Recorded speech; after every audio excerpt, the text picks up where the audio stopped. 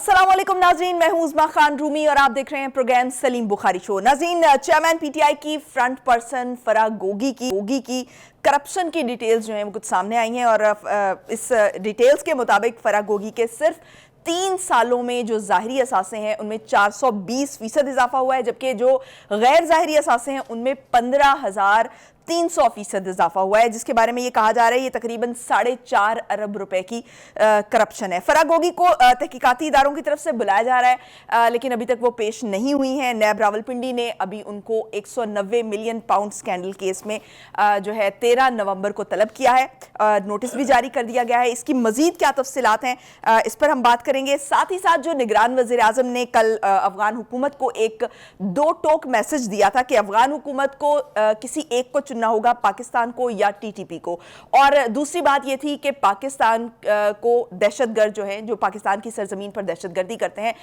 अफगानिस्तान की सरजमीन से उनको अफगान हुकूमत को पाकिस्तान के हवाले करना होगा, जिस पर आज तर्जुमान अफगान हुकूमत की तरफ से रद्द-ए-अमल आया है। कहा गया है कि पाकिस्तान में क़याम अमन की जिम्मेदारी अफगानिस्तान की नहीं है। तीसरी स्टोरी नाज़रीन हमारी होगी कि पीटीआई की तरफ से ये कहा जा रहा है कि लेवल प्लेइंग फील्ड तो दूर की बात, हमें प्लेइंग फील्ड भी नज़र नहीं आ रही है। मजीद इसकी क्या डिटेल्स हैं और पीटीआई की तरफ से क्या इम्कानात और खदशात का इजहार किया जा रहा है, इस पर बात करेंगे। बुखारी साहब, अस्सलाम, कैसी हैं आप? मैं ठीक हूँ। बुखारी साहब, सबसे पहले तो मैं ये जानना चाहूँगी कि एमनेस्टी स्कीम, जिसके बारे में जो खान साहब है बड़े शोर ये कहा करते थे कि ये ब्लैक मनी को वाइट करने का तरीका है और इसके बड़े सख्त खिलाफ थे, बड़ा सख्त स्टैंड लिया करते थे, लेकिन 2018 में हमने देखा कि उन्होंने खुद एक एमनेस्टी स्कीम जो है वो जारी की, जिसका अब ये केस एक सामने आया है कि ये फराह गोगी ने उस एमनेस्टी स्कीम का भरपूर फायदा उठाया। तो आप क्या कहेंगे इस पे? पहली बात तो ये है कि वो बिल्कुल ठीक दावा करते थे, जो भी करते थे उन्होंने बिल्कुल ठीक कहा था कि एमनेस्टी स्कीम जो है, हम मान लेते हैं ना कि उन्होंने बिल्कुल ठीक कहा था, इससे जो है वो काला सरमाया जो है उसको वाइट किया जाता है, जो चोरी करप्शन के पैसे हैं उसको यानी लीगल कवर दिया जाता है। तो उन्होंने भी तो यही किया है ना जो उन्होंने कहा था कि ये करती है। एमनेस्टी स्कीम में फराह गोगी ने अपने हाथ धोए, फिर हलीमा खान, आपको पता है मशीनों, सिलाई मशीनों के ऊपर अरबों रुपया जो उन्होंने कमाया, तो उन्होंने जो कहा था वही किया उन्होंने, और वही उनकी पार्टी के लोगों ने किया। ये तो एक लंबी कहानी है, इसमें कुछ तफसीलात हमारे सामने आ चुकी हुई हैं, कुछ और आ जाएंगी। ख़ुद मौसूफ ने भी यही कुछ किया। तो ये एमनेस्टी स्कीम की हद तक तो आपकी बात का जवाब ये है ठीक कि उन्होंने जो कहा था कि इसमें चोर डाकू जो है वो अपना पैसा साफ करते, वही उन्होंने भी किया, उनकी पार्टी के लोगों ने भी किया, और उनके घर के जो अफराद थे उन्होंने भी यही किया है। उसकी भी तफसील सामने आ जाएंगी जल्दी।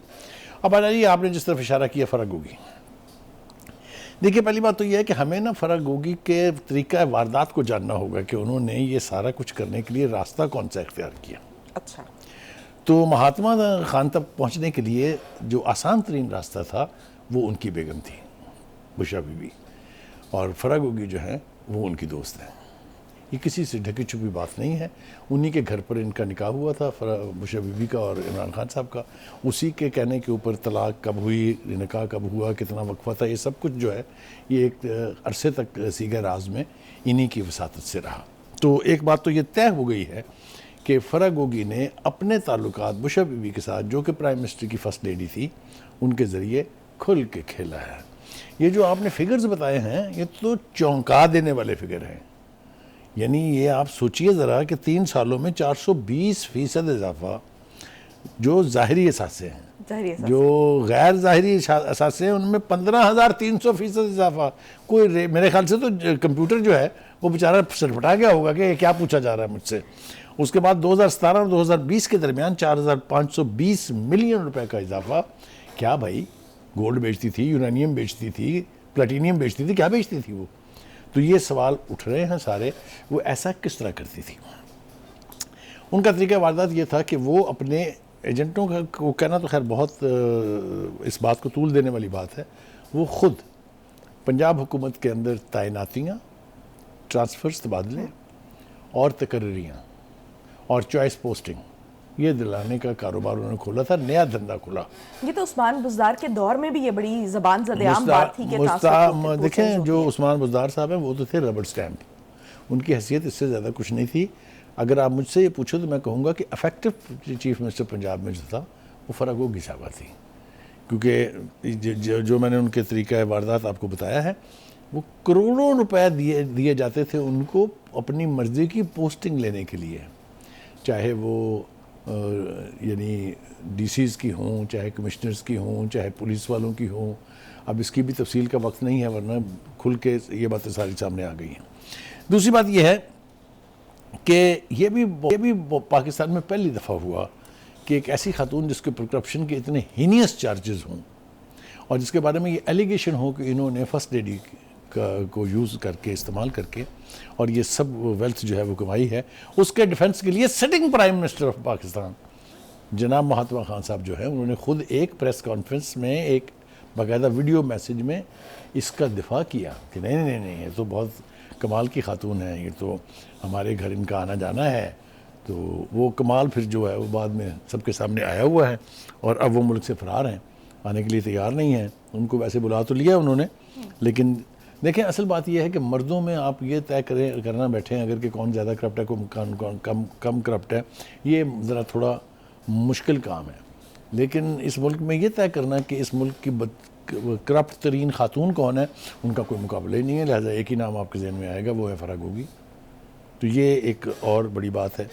آج علیم خان صاحب نے بھی اپنے ایک بیان میں جو ایک جگہ خطاب کر رہے تھے، وہ انہوں نے کہا کہ جی ہمیں بھی بڑی دیر میں پتہ لگا کہ یہ ساری کرپشن جو فرح گوگی نے کی، یہ تھی وہ نیا پاکستان بنانے کے لیے ضرورت، جس کا ویژن جو ہے وہ مہاتما خان صاحب نے دیکھا اور تھا. شاید اسی لیے عثمان بزدار صاحب پر بڑا سخت سٹینڈ لیا ہوا تھا خان صاحب. جی ہاں جی. اب صورتحال یہ ہے جی کہ گوگی صاحبہ کو بلا لیا ہے، یہ آپ نے خبر سنا بھی دی ہے.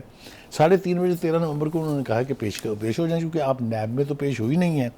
لہٰذا اب آپ ایک مشترکہ تحقیقاتی کمیٹی ہے، یا کہہ لیجئے گا ایک ٹیم ہے، اس میں آپ کو آنا پڑے گا، اور آپ اپنے ساتھ 190 ملین پاؤنڈ کا وہ جو اسکیم ہے اس کا بھی سارا ریکارڈ لے کے آئے. یعنی بات جو ہے وہ صرف ان کی تقرریاں، تبادلے وہاں تک نہیں رکے گی. وہ جو انہوں نے، آپ کو یاد ہے نا وہ کیس 190 ملین پاؤنڈ والا، کس طریقے سے وہ سرمایہ جو ہے لندن سے منتقل ہوا، کس طریقے سے اس کے بدلے میں انہوں نے زمین لی ان کے ساتھ. القادر ٹرسٹ والا جی القادر ٹرسٹ والا معاملہ. تو یہ بات جو ہے نا یہ ابھی تو اور کھلے گی. ابھی آپ ان کو پیش ہونے دیں، جب وہ پاکستان واپس آئیں گے وہ طوطے کی طرح بولیں گی. یہ ایک کمال رہا ہے خان صاحب کے ساتھ، جتنے بھی لوگ تھے وہ اب پریس کانفرنسز کر رہے ہیں، انٹرویوز دے رہے ہیں، پریس ریلیزز جاری کر رہے ہیں، تو پتہ چلتا ہے کتنے لائل تھے وہ. یہ بھی بولیں گی طوطے کی طرح سے. ہم نے تو ایک وقت میں یہ سنا تھا کہ شاید یہ بھی ان کے خلاف وعدہ معاف گواہ بننے جا رہی ہیں. یہ ہونے جا رہا ہے کہ نہیں ہونے جا رہا ہے، اس کا سارا دار و مدار ہے کہ وہ واپس کب آئیں گی. انہوں نے اپنی مرضی سے تو واپس نہیں آنا ہے، یہ تو طے ہے. لہٰذا ان کو لانا پڑے گا یا ریڈ وارنٹ کے ذریعے، یا جو بھی طریقہ کار ہے دوسرے ممالک سے واپسی کے. آئیں گی وہ ضرور، اور وہ جب آئیں گی تو پھر وہ بولیں گی بھی بہت. ٹھیک. اچھا بخاری صاحب، اس بارے میں تو تحقیقات ہونی چاہیے بلا شبہ اس میں، لیکن یہ اس میں 3 نام بہت زیادہ لیے جاتے رہے، عثمان بزدار صاحب بھی اور احسن جمیل گجر بھی جو ان کے ہسبینڈ ہیں فرح گوگی کے، اور تیسرا نام فرح گوگی کا. لیکن ہم نے دیکھا کہ ابھی فرح گوگی کا نام جو ہے وہ سر فہرست آ گیا. عثمان بزدار جو ہیں وہ پی ٹی آئی سے علیحدگی اختیار کر لیتے ہیں، اس لیے ان پر جو کیسز تھے یا چارجز تھے وہ اس طرح سے سامنے نہیں آ رہے ہیں.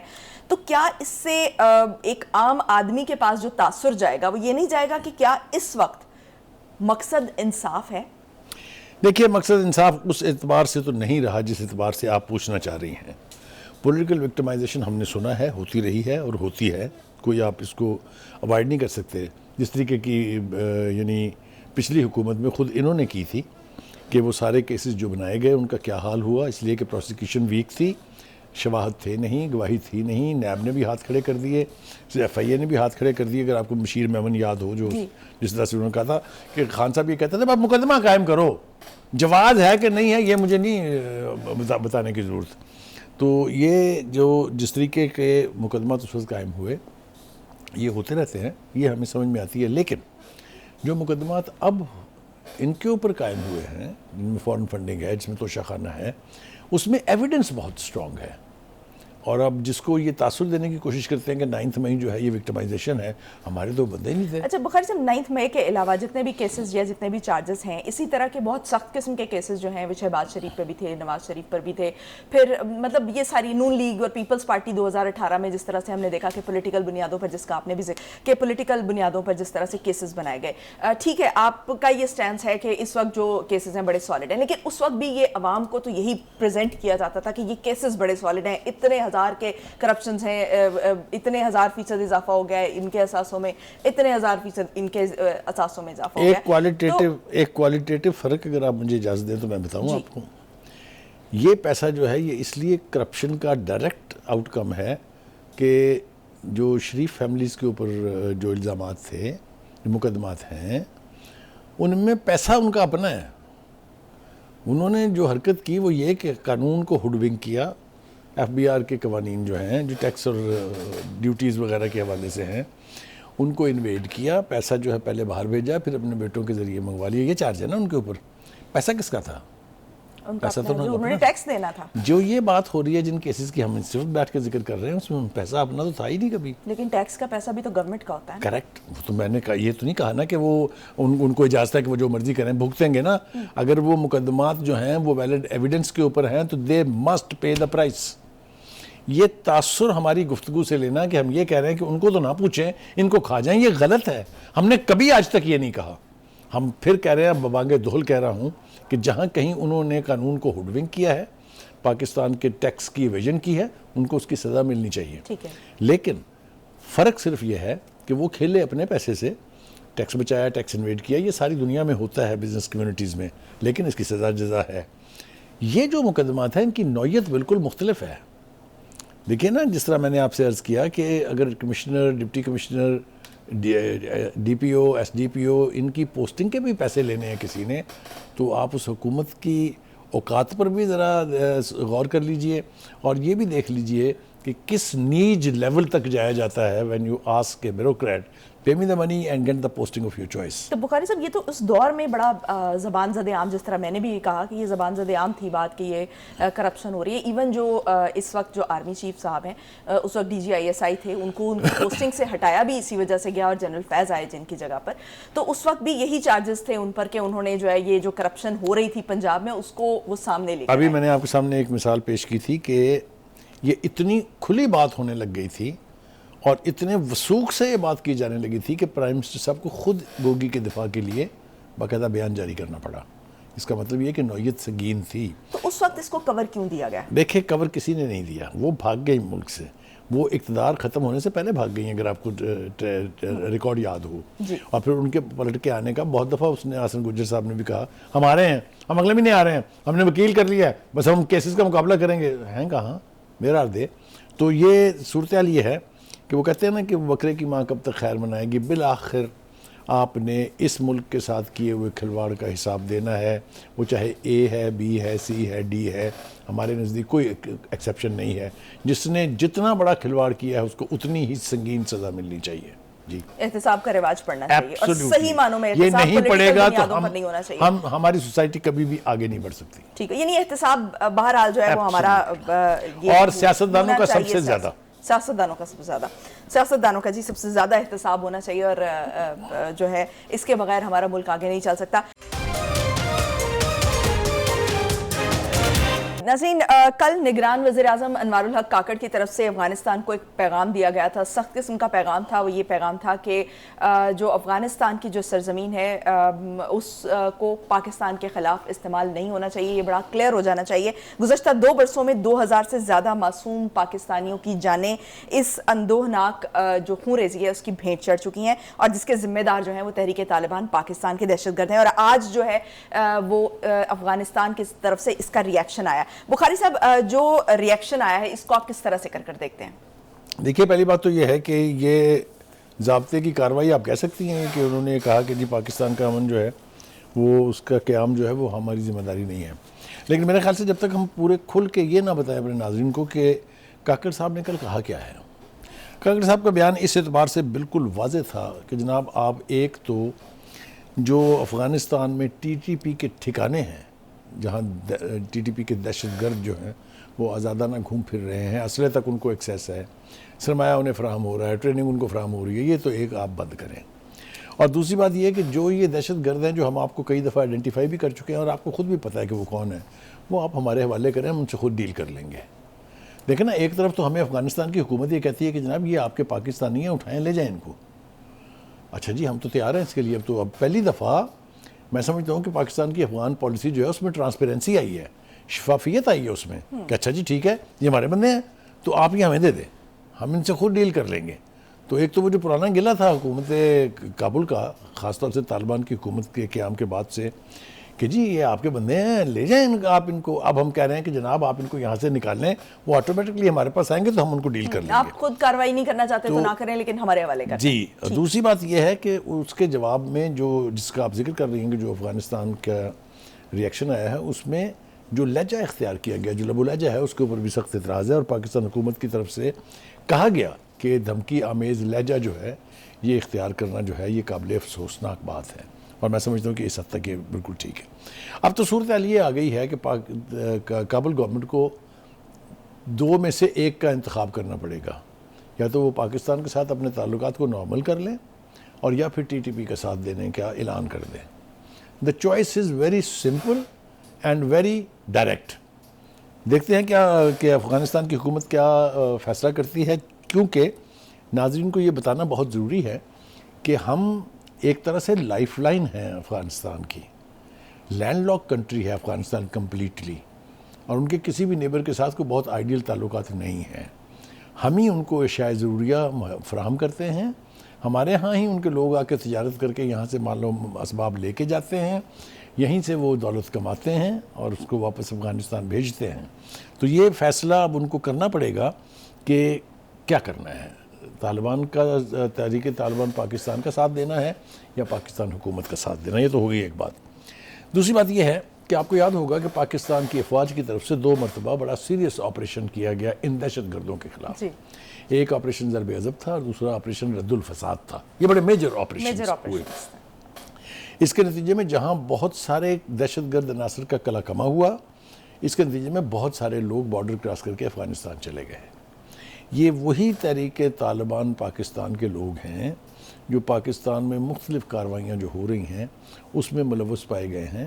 اور کاکڑ صاحب نے تو واضح طور پر کہا کہ حال ہی میں ہونے والے واقعات میں 15 افغان طالبان جو ہیں وہ, یا پاکستانی ٹی ٹی پی کے طالبان جو ہیں وہ ملوث سے. تو اٹ از ناٹ کہ زبانی طور پہ ہمیں بیان جاری کیا جا رہا ہے, باقاعدہ سالڈ ایویڈنس کے ساتھ بات ہو رہی ہے.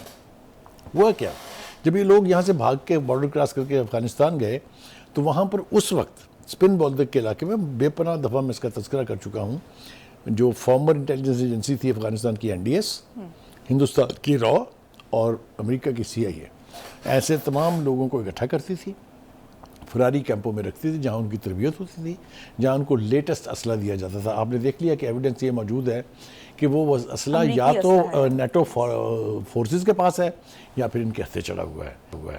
کیسے چڑھا ہوا ہے یہ سب کو پتہ ہے, کوئی ڈھکی چھپی بات نہیں ہے.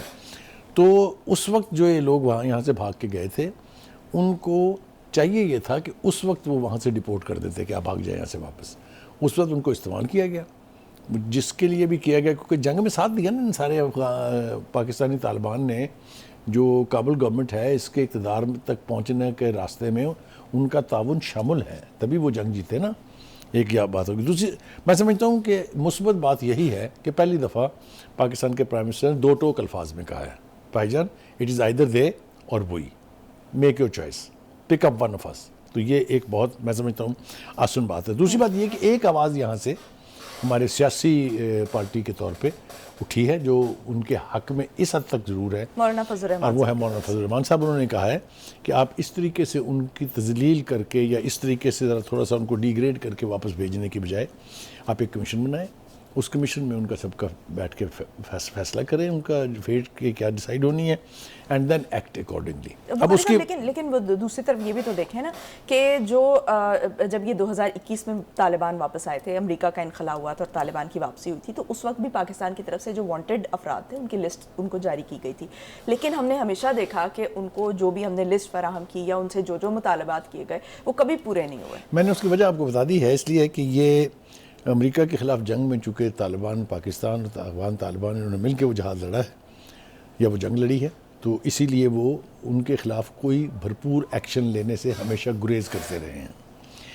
تو یہ مولانا فضل الرحمان صاحب کی بات میں کر رہا تھا, وہ کیوں ایسا کرتے ہیں, کیوں وہ پاکستان کی حکومت کی جو پالیسی سے تھوڑا سا مختلف ہیں. اس لیے کہ مولانا فضل الرحمان صاحب سیاست کرتے ہیں پشتونوں کی.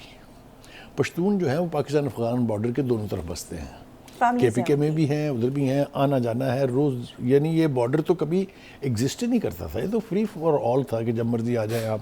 پھر ایک آیا کہ اچھا پرمنٹ لے لیں آپ ڈیلی بنیاد کے اوپر, آپ 15 دن کا پرمنٹ مل جائے گا, 5 دن کا مل جائے گا. تو اس طرح کی صورتحال کو خراب کرنے کی ذمہ داری میرے خیال سے کابل گورنمنٹ کی ہے, آج کی ہو چاہے اس سے پہلے کی ہو, سب ان کی ذمہ داری ہے. تو وہ چونکہ پشتونوں کی مفاد کے خلاف کام نہیں کر سکتے کیونکہ خود بھی پشتون ہیں اور ببانگ دہل وہ یہ سیاست کرتے ہیں, تو یہ بھی ہمیں سمجھ آتی ہے. اور یہی وجہ ہے کہ انہوں نے حالیہ اقدامات جو ہوئے ہیں یہ افغانوں کو گھر بھیجنے والے یا جو افغان دہشت گرد ہیں ان کے خلاف کارروائیاں کرنے والوں کو کچھ زیادہ سپورٹ نہیں کرتے مولانا فضل الرحمان. تو یہ ہمیں سمجھ میں آتا ہے. یہ تو ہو گیا اس کا ڈومیسٹک سیناریو. ایک اس کا انٹرنیشنل کہانی بھی ہے. افغانستان سے امریکہ کا جو مفاد ہے وہ ابھی بھی وابستہ ہے. امریکہ ابھی بھی وہاں کی سیاست کے بارے میں کنسرنڈ ہے.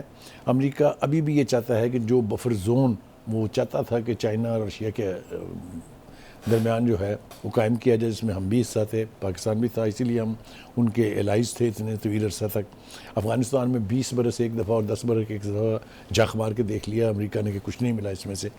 تو یہ ساری چیزوں کو اگر آپ مد نظر رکھیں تو اب پاکستان کے لیے چوائس کرنا ضروری ہو گیا ہے. یعنی this is essential for us to make a choice whether we are going to be friendly with Kabul government or we are ڈیگڈرونس. Pakistan کی طرف سے جو جیسچر دیے جا رہے ہیں اس سے میں یہ یقینی طور پہ کہہ سکتا ہوں کہ ہم کابل حکومت کے خلاف نہیں ہیں. ہم افغان طالبان کے اس طرح سے دشمن نہیں ہیں جس طرح سے امریکہ ہے یا جس طریقے سے داعش ہے وغیرہ وغیرہ. تو میرے خیال سے بیٹر سینس مسٹ پرویل. اس دو ٹوک بات چیت کا ایک فائدہ یہ ہوتا ہے کہ آپ ایک دوسرے کی پوزیشن کو پراپر طریقے سے اسیس کرنے کی پوزیشن میں آ جاتے ہیں. کیا یہ پاسبل ہوگا کہ وہ پراپر طریقے سے اس کو اسیس کریں؟ میرا خیال یہ ہے کہ کیا آپشن ہے کہ آپ کو لگتا ہے کہ وہ اب جو دہشت گرد ہیں پاکستان میں جو کارروائیاں کرتے ہیں ان کو پاکستان کے حوالے کریں گے؟ It has been made categorically clear کہ آپ یا ان کو چن لیں یا ہمیں چن لیں.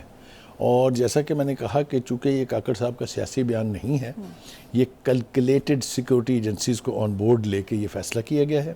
اسی کے ذریعے سے یہ خراج جو ہو رہا ہے, خروج کہہ لیں آپ اس کو, جو افغان یہاں پر بغیر دستاویزات کے اللیگلی بیٹھے تھے, یہ اسی پالیسی کا حصہ ہے. تو اس کا مطلب یہ ہوا کہ ہماری سیکورٹی ایجنسیز جو ہیں وہ بھی آن بورڈ ہیں, اور اگر وہ آن بورڈ ہیں تو یہ نان سیریس فیصلہ نہیں ہے. تو لیکن اگر ایسا نہیں ہوتا, اگر وہ ہمارے مطالبہ نہیں مانتے اور ہماری اس بات کو سیریس نہیں لیتے, تو پاکستان کے پاس کیا آپشنز ہیں اور افغان گورنمنٹ کے پاس کیا؟ پہلی بات تو یہ ہے کہ ہم اپنے سیکورٹی حصار کو مضبوط کریں گے, ان کو واپس آ کے یہاں آپریٹ کرنے کی اجازت نہیں دیں گے. جن تک ہمیں رسائی حاصل ہو جائے گی ان کے خلاف ایکشنز ہوں گے, ان کو سزائیں ہوں گی. یہی ایک راستہ ہے اور اس راستے کی طرف اب تیزی سے بڑھنے کی ضرورت ہے. اس لیے کہ ہم یہ اجازت نہیں دے سکتے کہ ہمارے جو قبائلی علاقے ہیں یا ہمارے جو سرحدی ٹاؤنز ہیں وہ بلیڈ کرتے رہیں انڈیفینیٹلی فار نو رائم اور ریزن, صرف اس لیے کہ اس سے کسی کو تقویت ملتی ہے. اس کے لیے ہم اپنی قربانیاں اور انسانوں کی جانیں دینے کے لیے اب مزید تیار نہیں ہیں. میں سمجھتا ہوں کہ اس میں اگر کنسسٹنٹ رہتی ہے یہ حکومت بھی, پھر یہ تو انٹرم ہے, لیکن جب الیکشن ہوں گے اس کو بھی فارملی اس سٹانس کے اوپر کھڑی ہو جائے. اسی صورت میں ہمارے پاکستان کے اندر خاص طور سے اور بالعموم جو علاقے ہیں بارڈر کے, جو افغان بارڈر کے ساتھ ساتھ کے علاقے ہیں, وہاں امن قائم ہو سکتا ہے. ورنہ this will remain a bleeding wound, جیسا کہ گورباچوف نے کہا تھا جب سوویت یونین بریک ہوا تھا تو اس وقت اس نے کہا تھا کہ this Afghanistan will continue to be a bleeding wound for the countries in that region, and the particular reference was toward us. ایسے تو بخاری صاحب یہ جو افغان ٹرانزٹ ٹریڈ ہے, کیا ہم اس کی جو پالیسی ہماری اس حوالے سے کیا اس کو بھی ریوزٹ کیا جانا چاہیے؟ ایبسلیوٹلی. اگر کابل گورنمنٹ بہیو نہیں کرے گی تو this could come to a stop. نہ صرف یہ بلکہ وہ جو ٹرانزٹ ٹریڈ جو ہوتی ہے, جو ہندوستان سے جو سامان ہونے جاتا ہے وہ رک جائے گا. تو ہمارے پاس آپشنس تو بہت ہیں. جیسا میں نے کہا کہ افغانستان از اے لینڈ لاک کنٹری, اور ان کو بالآخر بیہیو کرنا پڑے گا if they want to survive. ٹھیک ہو گیا بخاری صاحب. بخاری صاحب تو یہ جو 2016 میں ہم نے دیکھا تھا کہ جو ٹی ٹی پی ہے اس کی طاقت بالکل ختم ہو گئی تھی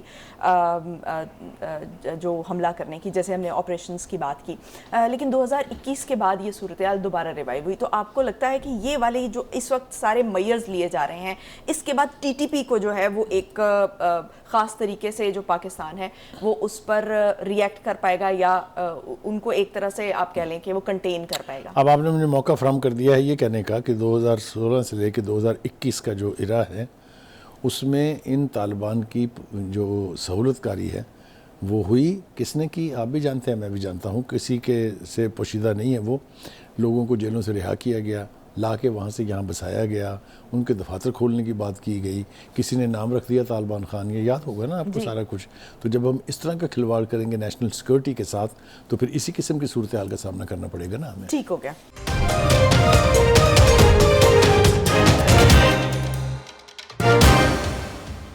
بخاری صاحب، پی ٹی آئی جو ہے وہ بار بار لیول پلینگ فیلڈ کا مطالبہ کر رہی ہے، بلکہ اب تو کہہ رہی ہے کہ پلینگ فیلڈ ہی نظر نہیں آ رہی ہمیں. وجہ کیا ہے؟ دیکھیے، یہ آپ نا چبھتے ہوئے سوال بڑی آسانی سے کر لیتی ہیں، مختصر کر لیتی ہیں ایک تو جملہ اور پھر مسکرا کے دیکھتی ہیں. تو مجھے لگتا ہے کہ کوئی گڑبڑ ہے ضرور اس میں. بالکل آپ نے ٹھیک کہا. دیکھیے، گزارش یہ ہے کہ پی ٹی آئی جب لیول پلینگ فیلڈ کا مطالبہ کرتی ہے تو وہ در حقیقت یہ کہہ رہی ہوتی ہے کہ جناب باجوہ دیں ہمیں، فیض حمید دیں ہمیں، 2018 والی صورتحال دیں ہمیں، تاکہ ہم پھر اقتدار میں آ جائیں. کیونکہ ان کے نزدیک لیول پلینگ فیلڈ وہی ہے.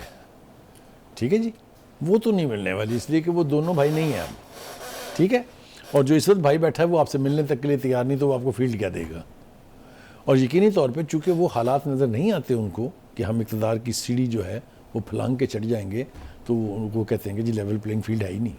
وہ تو کہتے ہیں فیلڈ بھی نظر نہیں آ رہی. فیلڈ تو ہے دیر نا، الیکشن ہونے ہیں، الیکشن فیلڈ میں ہی ہوتے ہیں نا، گھروں میں بیٹھ کے تو نہیں ہوتے نا. بلی کی طرح آنکھیں بند تو نہیں کرنی. دوسری بات یہ ہے کہ صدر صاحب جو ہیں وہ آپ ہی کہتے ہیں ان کو بار بار صدر. میرے خیال سے انہوں نے جو رویہ اپنایا ہے یا جو ان کا کنڈکٹ رہا ہے as head of the state, وہ زیادہ پبلک ریلیشن آفیسر کا ہے. تو انہوں نے پبلک ریلیشن کی ہے پی ٹی آئی کے لیے. انہوں نے ملک کے صدر کے طور پر ملک کا کبھی نہیں سوچا. جو کچھ بھی ان سے کہا گیا انہوں نے وہی کہا. ان کو کہا گیا کہ آپ نے کابینہ، الیکٹڈ کابینہ سے حلف نہیں لینا. انہوں نے کہا میں تو نہیں لوں گا.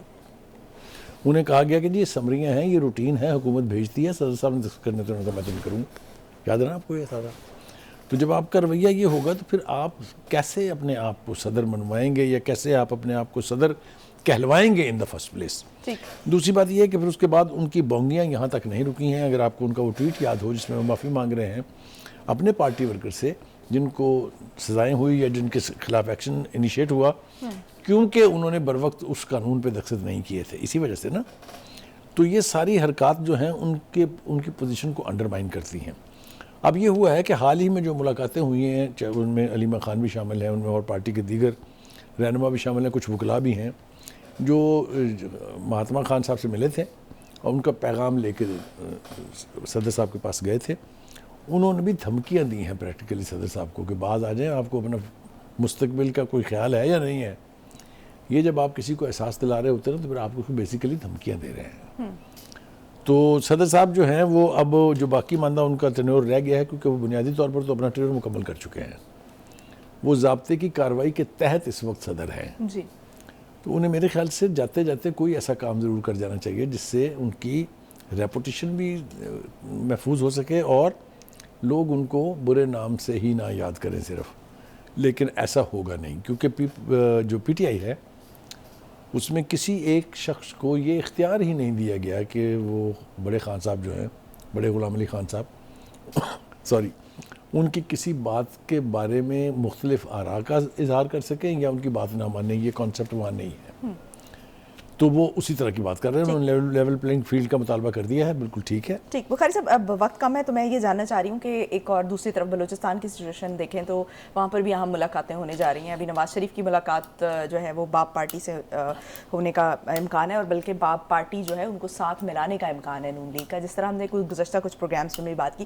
لیکن مریم نواز کی مجھے ایک اسٹیٹمنٹ یاد آ رہی ہے کہ باپ اپنے باپ کی اجازت کے بغیر بھی جو ہے وہ کچھ نہیں کرتا. تو ہاں، وہ میرے خیال سے ان کو اپنا یہ بیان یاد بھی نہیں ہوگا. کیونکہ اس وقت جس کانٹیکس میں بیان دیا گیا تھا وہ ہمیں بھی سمجھ آ رہی تھی. جب زرداری صاحب نے یہ کہا کہ میں نے بنائی ہے باپ، لوگوں کو سمجھ آ گئی تھی اس کے پیچھے کون ہے. پھر باپ نے جو رول ادا کیا وہ بھی سمجھ آ گئی کس کو. باپ اب جو ہے وہ امکان نہیں ہے، یہ فیصلہ ہو گیا ہے کہ باپ نے ضم ہونا ہے نون لیگ میں. اچھا. اور اس کی جو رسمی جو رسومات ہیں وہ طے کرنے کے لیے نواز شریف صاحب جائیں گے. جب وہ جائیں گے تو وہ باقاعدہ اعلان کریں گے کہ ہم ہو گئے، یہ طے ہو گیا ہے. جہاں تک مریم کے اس بیان کا تعلق ہے، میں نے بتایا وہ ایک ڈیفرنٹ کانٹیکس میں دیا گیا تھا. اس وقت تک باپ جو ہے وہ اتنی پیاری نہیں ہوئی تھی ابھی انہیں، کہ it was on the other side of the fans. اب چونکہ وہ آ گئی ہیں تو اس لیے جہاں تک باب پارٹی کا تعلق ہے، دیکھیے وہ ایک گروپ ہے جن کے اوپر ایک ٹیگ لگا ہوا ہے we are also available, always available, اور آلویز اویلیبل. تو وہ وہی کریں گے جو وہ ہمیشہ سے کرتے آئے ہیں. وہ دیکھیں گے کہ کس پلڑے میں کا وزن زیادہ ہے، اس پلڑے میں وہ بیٹھ کے سوار ہو جائیں گے، اور پھر جتنے بھی لوگ اس میں ہوں گے جو الیکٹیبلز ہوں گے جنہوں نے الیکشن جیتنا ہے وہ وزیر بھی بن جائیں گے. یہ بھی رواج رہا ہے. ہم نے یہ بھی دیکھا کہ ایک دفعہ بلوچستان میں صرف ایک اپوزیشن کا بندہ تھا جس کا وہ رند صاحب، اور باقی سارے کے سارے جو ہیں وہ یا وزیر تھے یا مشیر تھے یا ایڈوائزر تھے، یعنی وہ اسپیشل اسسٹنٹ تھے. تو یہ صورتحال بھی ہمارے سامنے ہے. بلوچستان یقینی طور کے اوپر کافی عرصے سے لاوارث رہا ہے. میرے خیال سے پاکستان کی مین سٹریم پارٹیز اگر وہاں جا کے آپریٹ کریں گی، ان کے ساتھ مل کے بلوچستان کے مسائل کو حل کرنے کی کوشش کریں گی، تو یقیناً صورتحال میں بہتری آئے گی، جو کہ آنی چاہیے. بلوچستان کے رائٹس کے حوالے سے کوئی دو رائے نہیں ہے، یہ ان کا حق ہے، ان کو ملنا چاہیے. اور یقینی بنانے کی صرف یہ ضرورت ہے کہ وہ فنڈنگ جو بلوچستان کے لیے کی جاتی ہے وہ گراس روٹ لیول تک جا کے لوگوں تک پہنچے. سردار اور جو وہاں کے وڈیرے ہیں وہ اس کو مینوپولیٹ کر کے خود نہ کہا جائے. ٹھیک ہے، بہت شکریہ بخاری صاحب. ناظرین آج کے لیے اتنا ہی، مجھے دیجیے اجازت. پاکستان کی ہمیشہ پائندگی کی دعا کے ساتھ اللہ حافظ ناصر.